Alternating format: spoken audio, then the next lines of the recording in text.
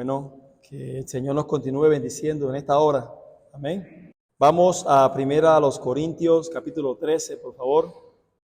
Primera carta del apóstol Pablo a los Corintios, capítulo 13. Es el texto que hemos estado estudiando ya hace varias semanas. Primera a los Corintios, capítulo 13, vamos a leer los versículos del 8 al 13. El amor nunca deja de ser, pero las profecías se acabarán y cesarán las lenguas y la ciencia acabará. Porque en parte conocemos y en parte profetizamos. Mas cuando venga lo perfecto, entonces lo que es en parte se acabará. Cuando yo era niño, hablaba como niño, pensaba como niño, juzgaba como niño. Mas cuando ya fui hombre, dejé lo que era de niño. Ahora vemos por espejo, oscuramente, mas entonces veremos cara a cara. Ahora conozco en parte, pero entonces conoceré como fui conocido. Y ahora permanecen la fe, la esperanza y el amor. Estos tres, pero el mayor de ellos es el amor. Bueno, continuamos ahí en 1 Corintios capítulo 13, versículo 8 al 13. Y estamos bajo el tema la permanencia del amor. Esta sería nuestra segunda parte. Vamos a ver hoy 3 puntos en este tema. Vamos a ver los dones son parciales. Segundo, los dones son elementales. Y tercero, vamos a ver que el amor es eterno. Los dones son parciales. Vamos a ver los versículos del 9 al 10. Porque en parte conocemos y en parte profetizamos. Mas cuando venga lo perfecto, entonces lo que es en parte se acabará. Lo que Pablo hace resaltar en los versículos del 9 al 10 es la parcialidad de la ciencia y la profecía. Dice, en parte conocemos y en parte profetizamos. ¿Qué está hablando allí él? ¿De qué estaba haciendo resaltar el apóstol Pablo allí? La ciencia y la profecía, la parcialidad de estos dones. Y estos dones son representativos de todos los demás dones, porque acabarán. Tanto estos dones como todos los demás dones, habrá un tiempo en que acabarán completamente. ¿Y cuándo será eso? Cuando venga lo perfecto. Porque en ese tiempo ya los dones no tendrán razón de existir. Cuando ya venga ese periodo de lo perfecto, entonces no habrá necesidad de ninguno de los dones. Ahora bien, los dones de Dios son completos. Esto es algo que nosotros debemos entender primeramente. Los dones de Dios son completos, pero los seres humanos, nosotros, los que los recibimos, somos limitados. El problema no está en los dones, sino en nosotros, quienes recibimos los dones, quienes somos limitados en muchas de las capacidades. El apóstol Pablo se incluye a sí mismo en el verbo en plural. Por eso él dice, porque en parte conocemos y en parte profetizamos. E incluso él también, como apóstol, está reconociendo acerca de esta limitación o esta incompetencia. Aún los apóstoles conocieron en parte y profetizaron en parte. Aún con todo y lo que fueron apóstoles, usados por el Señor para la obra del Evangelio. El apóstol Pablo había advertido incluso a los corintios en un pasaje anterior, en 1 Corintios 8:2, lo siguiente. En 1 Corintios 8:2, él dice, si alguno se imagina que conoce algo, aún no sabe nada como debe saberlo. Hermana y hermanos, si alguno se imagina que conoce algo, usted no sabe nada de cómo debe saberlo. Realmente, aun cuando nosotros podemos entender, el Señor nos concede la oportunidad de poder entender y comprender ciertas cosas de las Escrituras y demás, aún nosotros no la entendemos o la sabemos como deberíamos saberlo. Eso nos dicen las Sagradas Escrituras. De hecho, el apóstol Pablo, hablando con respecto a esto, nos dice en Romanos capítulo 11, versículo 33 al 39, lo siguiente, hablando acerca de las profundidades y del conocimiento de Dios. Él dice: oh profundidad de las riquezas de la sabiduría y de la ciencia de Dios. Y está en signo de admiración.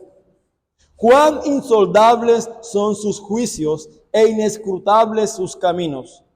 Porque ¿quién entendió la mente del Señor o quién fue su consejero? Así que nosotros podemos, por medio de la palabra de Dios y de la iluminación del Espíritu Santo, podemos tener un conocimiento verdadero del misterio de Dios el Padre y de Cristo. Pero aún nuestro verdadero conocimiento es todavía imperfecto.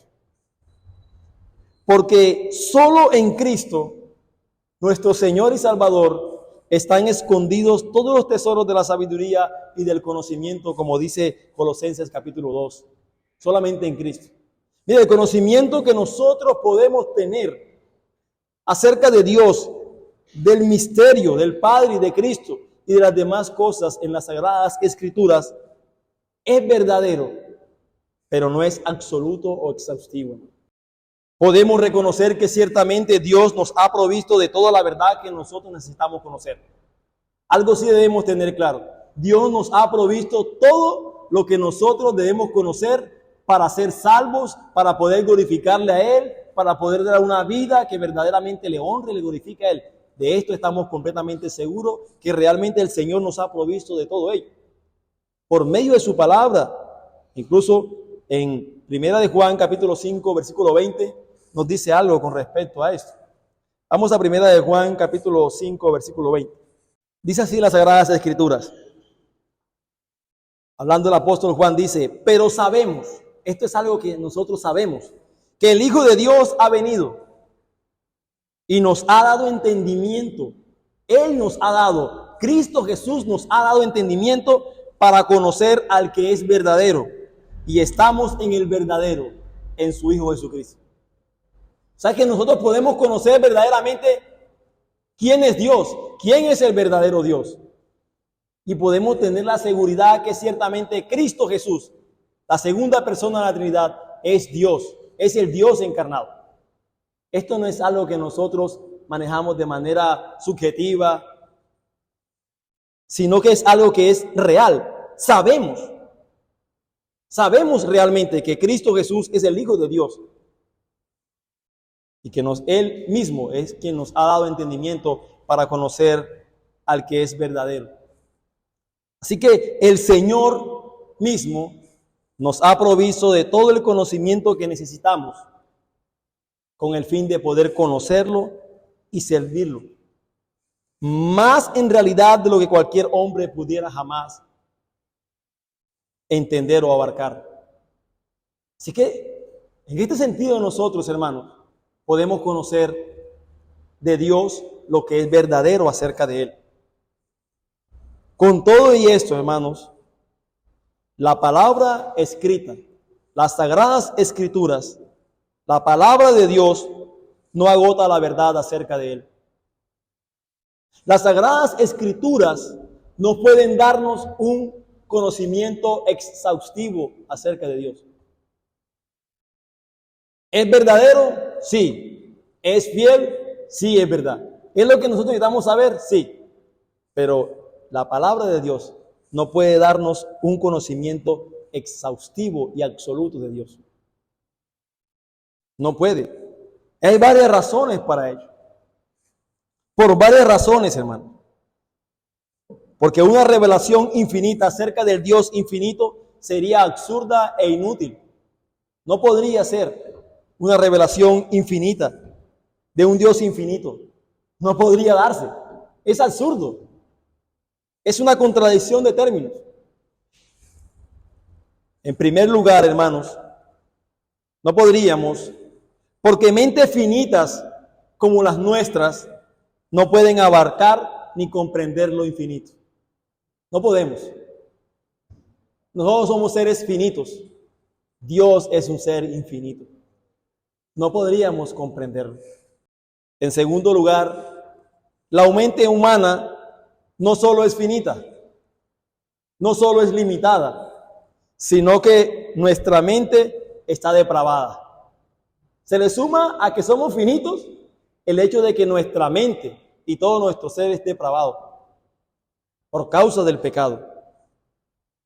Así que hasta que la mente de cada uno de nosotros, los creyentes, no sea perfecta, no seremos capaces de experimentar lo que Pablo dice en el versículo 12 de este mismo capítulo 13 de Corintios, en donde dice en el versículo 12, ahora vemos por espejo, oscuramente, mas entonces veremos cara a cara. Ahora conozco en parte, pero entonces conoceré como fui conocido. Así que de modo que con estas cosas esperamos por el tiempo y esperamos la experiencia de lo que es perfecto. En este tiempo, de este lado de la eternidad, no podríamos comprender acerca de esto. Pero aún tampoco, pasando nosotros a estar en gloria, podemos nosotros comprender exactamente a Dios. Pero dice entonces que cuando venga lo perfecto, lo que es en parte se acabará. Cuando venga lo perfecto, no tendremos más necesidad de conocimiento o de sabiduría. No tendremos necesidad incluso de la predicación y de la enseñanza. Tampoco tendremos necesidad de profecía y de interpretación. Esto que hoy hacemos acá no habrá necesidad cuando venga lo perfecto. Ni siquiera tendremos necesidad de la Biblia. Hermanos, no tendremos necesidad de la Biblia, ya que no necesitaremos la palabra escrita, porque estaremos para siempre en la presencia y en el completo conocimiento de la palabra viva, que es Cristo Jesús, que es la palabra viva. Así que es importante entonces que nosotros podamos mirar y comprender qué significa esto acerca de qué es lo perfecto, que nos muestra las Sagradas Escrituras. Y cuando venga lo perfecto, entonces lo que es en parte se acabará. Queridos hermanos, y sé que en este punto hay varias interpretaciones y de algunos muy buenos teólogos con respecto a qué significa o qué quiere decir el apóstol Pablo con respecto a esto, lo perfecto. ¿Sí? Voy a dar solamente un par de puntos de vista de acá y voy a dar la que considero que es la que es más fiel a lo que el apóstol Pablo está diciendo aquí. Primero voy a decir qué no es lo perfecto. Lo perfecto no son las escrituras terminadas. Usted me dirá, ¿cómo así? ¿Qué había entendido usted acerca de esto? Lo perfecto no son las escrituras terminadas, hermano. Y sé que hay un gran grupo de personas, de teólogos, que creen acerca de eso. Que eso que está hablando el apóstol Pablo aquí cuando venga lo perfecto es las Sagradas Escrituras terminadas. Algunos cristianos creen que lo perfecto ya ha venido con la terminación de las Sagradas Escrituras. Pero esa idea, amados hermanos, no habría tenido sentido para los corintios. Mire, en ninguna parte de esta carta aparecen mencionadas o aludidas unas escrituras completadas y terminadas. Primero que todo. Segundo, los creyentes corintios tomarían el significado de las palabras de Pablo en su forma más sencilla, literal y clara. Ellos pudieran entenderlo de esta manera, como una referencia a una perfección moral. De hecho, algunos piensan que esa palabra perfecto es una perfección moral. ¿Sí? Como dice en Mateo capítulo 5, versículo 48, donde el Señor dice, sed pues vosotros perfectos, como vuestro Padre que está en los cielos es perfecto. Entonces, como utiliza esa palabra perfecto ahí, y utiliza también la palabra acá, perfecto, entonces piensan de que es esto lo que está hablando en algún sentido. Pudiera ser. Pero el apóstol Pablo está hablando de una santidad completa, de lo que Dios espera de nosotros y que un día llegaremos de verdad a ser. Si lo perfecto se refiere a la terminación de las Sagradas Escrituras, entonces la profecía y la ciencia se habrían acabado ya y todos los creyentes no habrían quedado sin el beneficio de los demás dones que nos ofrecen las Sagradas Escrituras. Permítanme explicarle acerca de eso. Ahora bien, nosotros creemos y somos cesacionistas. Nos creemos acerca de eso. Que los dones extraordinarios han cesado cuando fue terminada el canon de las Escrituras. Pero cuando hablamos acerca de los dones como profecía y ciencia, permítame explicarle acerca de esto. No estamos hablando de estos dones como fueron dados o presentados en las Sagradas Escrituras en los tiempos bíblicos, sino que en el sentido que de alguna manera presenta también las mismas Escrituras acerca de lo que es el don de profetizar, que es, en un sentido, proclamar, exponer el mensaje de la palabra de Dios. De hecho, es lo que en estos momentos estamos haciendo nosotros, los que predicamos el mensaje de la palabra. Estamos de alguna manera, en algún sentido, profetizando, proclamando el evangelio de Dios. No estamos hablando o teniendo una revelación nueva o algo que Dios nos haya dado a nosotros que esté fuera de las Sagradas Escrituras, sino que simple y sencillamente estamos proclamando, exponiendo la palabra y el mensaje ya revelado. Entonces también cuando hacemos el tema de el conocimiento, el don de conocimiento, es ese don o esa capacidad que el Señor le da, y de hecho el hermano Bernardo hablaba esta mañana un poco de manera tangencial con respecto a esto, es que el Señor ciertamente ha levantado hombres, maestros, personas a los cuales le ha dado dones especiales. Por ejemplo, a los que enseñan la palabra del Señor, tienen la capacidad dada por Dios de poder interpretar y profundizar un poco más acerca de las Sagradas Escrituras. Todos podemos conocer acerca de las Sagradas Escrituras, eso es verdad. Todos los cristianos podemos tener la capacidad de poder conocer lo que la palabra del Señor nos enseña. Pero no todos tienen la misma capacidad de poder profundizar en algunos aspectos, de extraer lo que la palabra del Señor nos puede mostrar de manera productiva para la iglesia. Y esto es algo que realmente el Señor ha concedido y que el Señor da para su iglesia. La iglesia tiene la capacidad y dada por Dios para poder brindar acerca el Señor concederle, acerca de estos dones, de estas capacidades para el beneficio de la iglesia. Así que otra razón más por la que lo perfecto no puede referirse a la terminación de las Sagradas Escrituras, la encontramos en la declaración de Pablo, de que dice en el versículo 12, entonces veremos cara a cara. Está relacionando esto aquí. Cuando venga lo perfecto, entonces lo que es en parte se acabará. Y luego dice en el versículo 12, entonces veremos cara a cara. Mis hermanos, las Escrituras nos proporcionan un cuadro maravilloso y confiable de Dios. No hay ningún otro lugar que nos pueda hablar con fidelidad acerca de Dios que las Sagradas Escrituras. Es confiable, pero no nos permiten verlo cara a cara. No nos permiten verlo cara a cara, o al menos a lo que está expresando el apóstol Pablo aquí. Por ejemplo, el apóstol Pedro habla de muchos creyentes que incluso en su propio tiempo, en el tiempo en el cual estaba el apóstol Pedro, dice, le amáis sin haberle visto a Cristo. En primera de Pedro capítulo 1 versículo 8. Le amáis sin haberle visto. Así que la Biblia no nos da una visión cara a cara de Dios.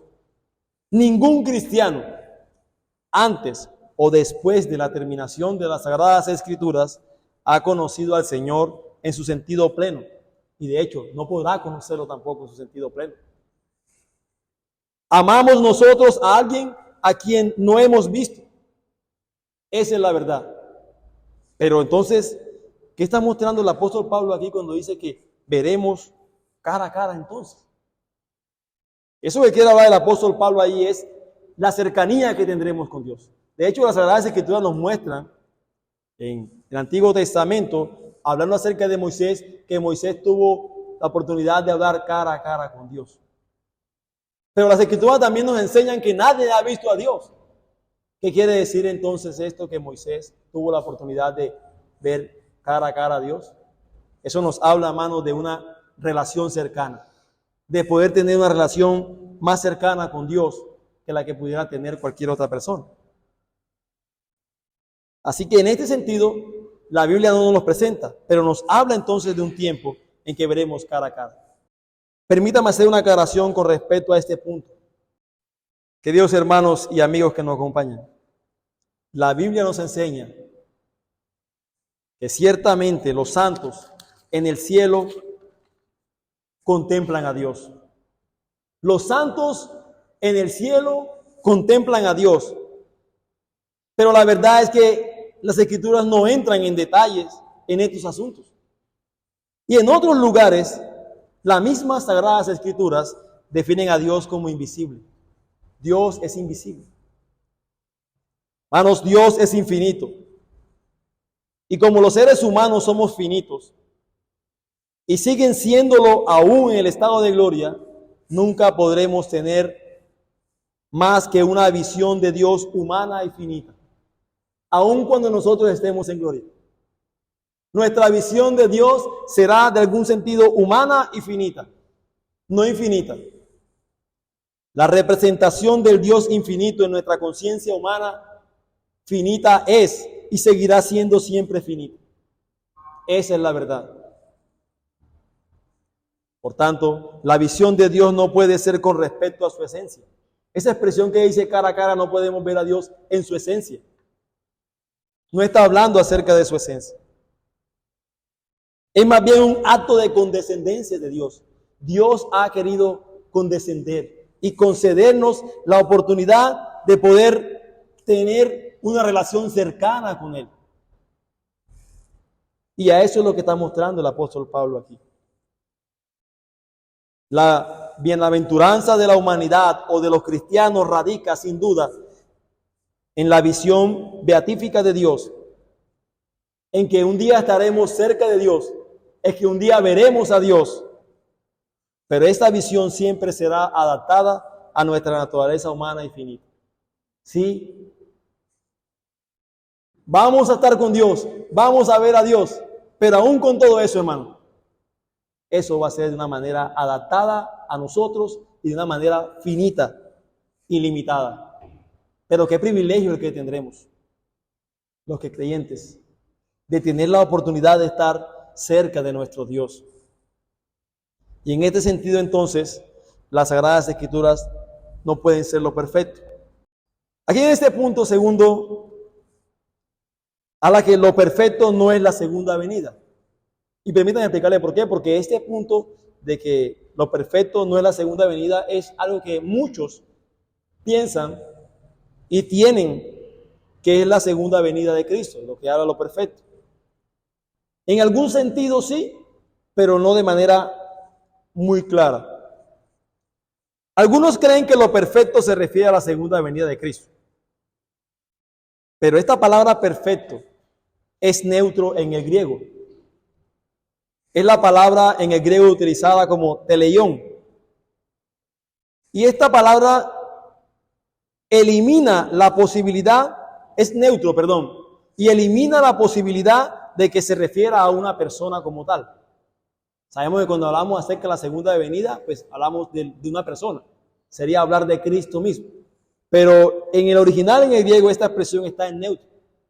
Así que en algún sentido elimina la posibilidad de que sea una persona. Si bien pudiera tener alguna relación, no es exactamente ello. ¿Qué es entonces lo perfecto? Lo perfecto es, amados hermanos, el estado eterno de los creyentes. Hermanos, el estado eterno de los creyentes. La única posibilidad para lo perfecto es el estado celestial y eterno de los creyentes. Pablo nos está diciendo que los dones espirituales son solo para un tiempo, pero que el amor durará por toda la eternidad. Hermano, la enseñanza es bien clara y no es oscura. El estado eterno va bien con la forma neutra de lo perfecto y permite también la continuación de ciertas cosas que nos presentan las Sagradas Escrituras. Como por ejemplo, Sabemos que en nuestro tiempo Dios ha dado dones a la iglesia. Tenemos dones de enseñanza, tenemos maestros, poder interpretar y todas estas cosas. Pero también encaja perfectamente esto con el énfasis que da el apóstol Pablo de la permanencia del amor, el estado eterno. Porque aún cuando estemos ya en gloria, el amor estará allí, será vinculante con nosotros. Y también, amados hermanos, va bien con su mención de que entonces veremos cara a cara. ¿Cuándo será ese momento en el cual nosotros, en algún sentido, podemos ver o estar cara a cara con Dios? En el estado eterno, ¿no? Cuando seamos glorificados, cuando partamos de este mundo. Dice incluso las Sagradas Escrituras que en Filipenses, hablando el apóstol Pablo, dice que es mejor partir y estar con Cristo. Es decir, que cuando nosotros partimos de este mundo, no nos espera otra cosa que el Cristo mismo, que el Cristo glorioso, que el Dios eterno. Cuando nosotros seamos glorificados, entonces, cuando seremos iluminados por la gloria del Dios mismo, como dice Apocalipsis, que Dios mismo será esa gloria allí. No habrá necesidad de sol ni de luz, porque Él mismo es la gloria de ese lugar. Y por último, solo en el cielo conoceremos cómo fui conocido, como dice el mismo capítulo 12 del versículo 13. Solo allá en el cielo conoceremos cómo fui conocido. Ahora no sabemos acerca de eso. Pero en ese estado, entonces conoceremos cómo fuimos conocidos. ¿Cómo fuimos conocidos por Dios? Entonces, nos habla entonces de esta expresión que la palabra es: lo perfecto es el estado eterno del creyente. Cuando estemos con nuestro precioso y glorioso Salvador. Pero segundo punto, los dones son elementales. Versículo 11 y 12. Y aquí el apóstol Pablo utiliza una ilustración en los versículos 11 y 12 para mostrar un poco más de lo que ha venido diciendo. Cuando yo era niño, hablaba como niño, pensaba como niño, juzgaba como niño. Mas cuando ya fui hombre, dejé lo que era de niño. Ahora vemos por espejo, oscuramente. Mas entonces veremos cara a cara. Ahora conozco en parte, pero entonces conoceré cómo fui conocido. ¿Qué está mostrando el apóstol Pablo aquí? Obviamente está ilustrando algo. El apóstol Pablo está ilustrando aquí lo que ocurre cuando viene lo perfecto. Eso es lo que él está mostrando aquí. En nuestra vida terrenal, todos los cristianos somos como niños en comparación con lo que seremos cuando estemos perfeccionados en el cielo. Esto es lo que somos. Somos como niños. Y nos lleva a pensar, en esta ilustración, el apóstol Pablo, en cómo pudiéramos mirar y aprender de cómo un niño vive su vida o vive en su tiempo. Hay cosas que él no comprende, hace cosas que aún no sabe muy bien con claridad y no sabe por qué las hace. Y eso está queriendo mostrar el apóstol Pablo aquí. Así es toda nuestra vida terrenal, así es la vida de todos los cristianos. Somos comparados en algún sentido como niños, en comparación como seremos cuando estemos en el cielo. Y el apóstol Pablo quizás está comparando su presente estado espiritual con su niñez, como un niño, que en un momento era un niño y en el siguiente ya era un hombre. Nosotros sabemos, cuando vemos a nuestros hijos y todos los que tenemos hijos pequeños, de la manera como actúan, de la manera las cosas que hacen, pero ya nosotros no hacemos estas cosas que ya hacen nuestros niños y que hacíamos nosotros cuando éramos niños. Nuestra perfección en Cristo será entrar en una adultez y madurez espiritual de forma inmediata cuando estemos en el estado eterno en gloria. Será una madurez espiritual inmediata, completa y eterna. Ahí, hermanos, en aquel momento dejaremos todo lo que es de niño. Dejaremos todo lo que es de niño. toda inmadurez, todo infantilismo, toda imperfección, todas las limitaciones de conocimiento y entendimiento desaparecerán para siempre. Hoy, por ejemplo, estas cosas de que peleamos, de que tú tienes la razón, de que yo tengo la razón, de que porque esto, porque lo otro, yo soy mejor, tú no eres mejor, y todo este tipo de cosas, ese día, en ese tiempo, desaparecerá por completo. En esta vida presente, aún contando con la palabra de Dios, que es completa, y contando aún también con la iluminación del Espíritu Santo, vemos, como dice el apóstol Pablo, vemos por espejo, oscuramente. Y tenemos que tener una idea muy importante. No podemos pensar que los espejos que el apóstol Pablo está hablando ahí son los espejos que hoy vemos, que hoy tenemos en nuestro tiempo. Porque nosotros tenemos unos espejos en los cuales nos vemos y nos vemos hasta lo más mínimo de nosotros, en nuestra cara. Cualquier barro, cualquier pequita, cualquier cosa nos vemos en estos espejos. No, tenemos que transportarnos a la época del apóstol Pablo y los espejos que ellos usaban en sus tiempos. Eran hechos de material de plata, eran lijados y que de alguna manera mostraba la figura o el rostro de la persona, pero no podía mostrar a perfección todas las imperfecciones y demás de las personas. Es decir, como él decía, ver oscuramente. ¿Sí? Y está ilustrando aquí esto el apóstol Pablo. ¿Qué quiere decir el apóstol Pablo con esto? Que aun cuando nosotros tenemos la palabra del Señor, el Espíritu Santo de Dios iluminándonos en todas estas cosas, aún hermano, con todo esto, nosotros vemos oscuramente. No hay un entendimiento completo de muchas de las cosas. ¿Es verdadero? Sí, pero no completo. Por eso nosotros podemos pensar y mirar en cómo incluso grandes hombres del Señor a veces salen con ciertas cosas, incluso usando las Sagradas Escrituras, pero ¿por qué pasan ese tipo de cosas? Vemos por espejo, oscuramente. En nuestro estado presente no somos capaces de ver más, porque somos finitos por nuestro pecado, por nuestra maldad.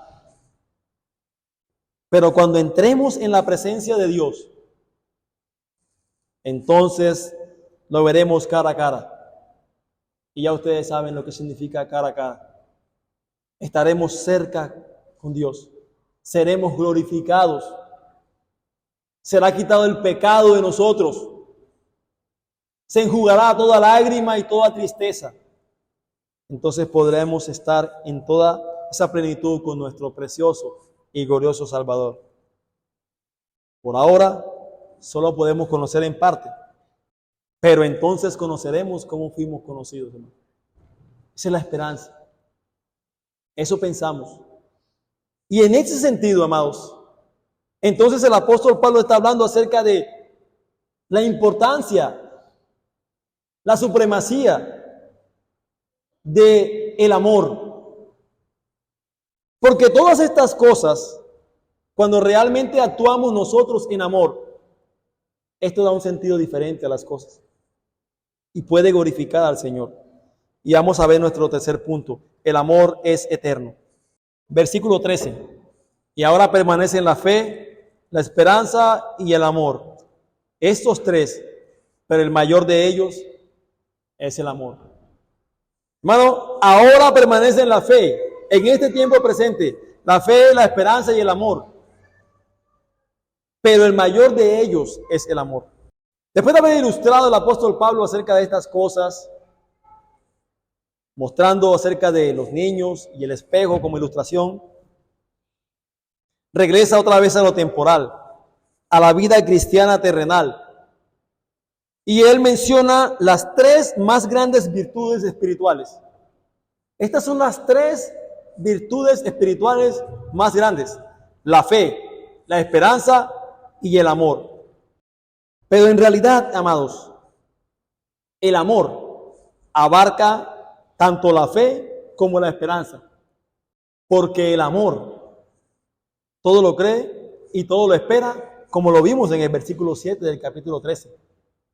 El amor, en el versículo 13 dice, todo lo sufre, todo lo cree, todo lo espera, todo lo soporta.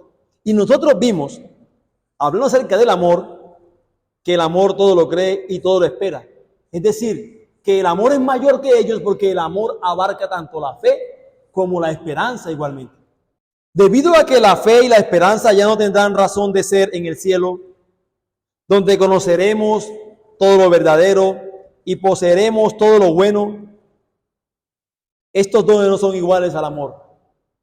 La fe y la esperanza no son iguales al amor. El amor es el mayor de ellos, no solo porque lo abarca a ambos o a todos, sino porque el amor, hermanos, es eterno. Aún en esta vida temporal, en donde ahora vivimos nosotros, en donde nos movemos, el amor es supremo. El amor es ya lo más grande. Eso nos dice las Sagradas Escrituras. Eso nos enseña la palabra de Dios. De hecho, hablábamos en Gálatas capítulo 5, versículo 22, que el primer fruto del Espíritu es el amor. No podemos ejercer las otras virtudes si no hay amor. A menos no podemos ejercerlas de manera que pueda glorificar verdaderamente a Dios.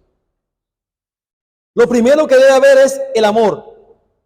Y es el amor lo más grande, no solo porque sobrevive a las otras virtudes, con todo lo bellas y necesarias que son las otras virtudes, como la fe y la esperanza, sino porque hay algo mucho más importante con respecto a esa virtud del amor, y es la siguiente: es porque el amor es inherentemente mayor por ser la más semejante a Dios, ser la virtud más semejante a Dios. Mire, Dios no tiene fe, Dios no tiene esperanza, pero la Biblia sí nos enseña que Dios es amor. Dios es amor. Y en este sentido nosotros debemos pensar y reflexionar acerca de esto. Nosotros pudiésemos tener mucha fe, nosotros pudiésemos tener mucha esperanza, y eso es bueno, y eso está bien. Pero si hay una característica en nosotros que pueda reflejar más a Dios, es el amor. Porque Dios es amor. Y es por eso que las Sagradas Escrituras en muchos pasajes nos exhortan, nos llaman, nos demandan al amor, al amarnos los unos a los otros. Porque Dios es amor y nosotros como hijos de Dios somos llamados a reflejar el carácter de nuestro Dios. Y eso se refleja por medio del amor, el amor bíblico. Los dones, los ministerios, la fe, la esperanza, la paciencia, todos ellos dejarán un día de existir porque dejarán de tener propósito o significado. Todos estos dones y cosas que nosotros hoy queremos tener y que muy probablemente muchos de nosotros peleamos y anhelamos y procuramos, en algún sentido está bien procurar. Todo esto, hermano, dejará un día de existir. Pero ¿quién de nosotros se preocupa verdaderamente por ejercer, practicar y pedirle a Dios que le dé amor? Que pueda vivir conforme al amor, como es mostrado en las Sagradas Escrituras. El amor no solo es para este tiempo presente, sino también para el porvenir. En aquel día perfecto, cuando veremos al Señor cara a cara, el amor será para nosotros solo el comienzo de poder amar a nuestro precioso y glorioso Salvador por la eternidad y por los siglos de los siglos. Pero hermanos, para nosotros es de suma importancia que ahora demostremos y practiquemos y vivamos el amor. Debemos demostrarlo, debemos practicarlo, debemos vivirlo. Eso es mucho más importante que tener cualquiera de las otras virtudes y dones. Usted puede que no tenga otros dones y otras virtudes, pero si usted tiene amor, hermano, usted va por muy buen camino. Porque el amor es, por así decirlo, el eslabón que Dios nos da con su ser eterno. Es lo que de alguna manera nos vincula. Obviamente Cristo Jesús demostró su amor para con nosotros, en que siendo aún nosotros pecadores, Cristo murió por nosotros. Fue por amor, hermano. Entre otras cosas, fue por amor a nosotros. Hoy como cristianos estamos llamados a caminar en el supremo camino del amor. Ese es el llamado que Dios nos demanda. ¿Cuál es el camino por el cual debemos andar? ¿Por el camino de los dones? ¿Por el camino del servicio? ¿De las habilidades? Hermanos, el camino supremo a caminar es el camino del amor. De hecho, dice en Juan capítulo 13 que en esto conocerán que son mis discípulos, en que tuvieran dones, en que tuvieran palabra, en que tuvieran servicio, en que tuviéramos una buena adoración, una oración correcta, y eso es bueno. Eso no es lo que el Señor dice que nos conocerán a nosotros. En esto conocerán que sois mis discípulos, si tuvieres amor los unos por los otros. Ama a tu prójimo como a ti mismo, dice la palabra. Ama a Dios con todo tu corazón, con toda tu mente y con toda tu fuerza, nos dice la palabra. Ama a Dios. Ama a tu prójimo. No dice solamente sirve a Dios o sirve a tu prójimo. Ama. Si lo amas, le sirve. Si lo amas, le ayuda. Si lo amas, actúas. Si amas a Dios, obedeces a Dios. Dejemos que este amor transforme nuestras vidas entonces y nos guíe en todo lo que nosotros hacemos. Este amor bíblico, este amor que nos presenta la palabra en 1 Corintios capítulo 13. Estudiemos, meditemos y practiquemos para la gloria de Dios y el bien nuestro y el bien de nuestro prójimo. Oremos, hermanos, para que al vivir según el ejemplo de amor que Cristo nos dio, nosotros podamos ser luces en medio de la oscuridad y ser testimonios vivientes del poder del amor divino. Podamos ser testimonios vivientes del poder del amor divino. Que nuestro amor sea la marca distintiva de nuestro caminar cristiano y que todo lo que hagamos sea hecho en amor.